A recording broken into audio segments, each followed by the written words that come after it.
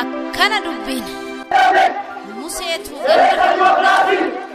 jirraadhaan ulee harka isaanii ufatti geeddaran inni fara'oon raajii hojii harka seexanaa yoo jedhan inni Musee immoo raajii hojii harka Waaqayyooti jedhanii odeessan.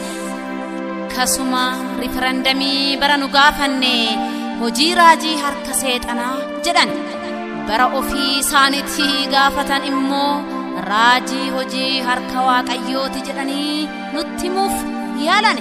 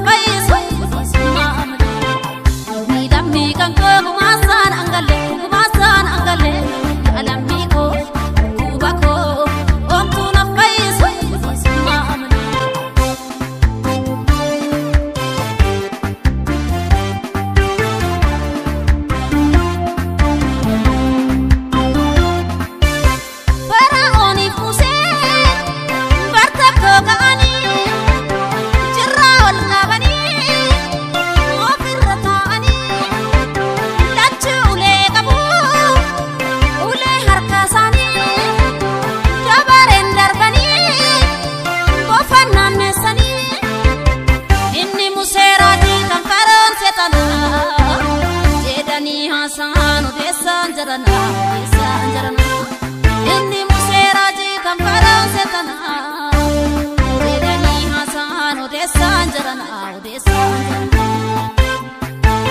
Keenyas dubbinsanii akkasii barana waan Finfinnee kaasnaa dhugaasa.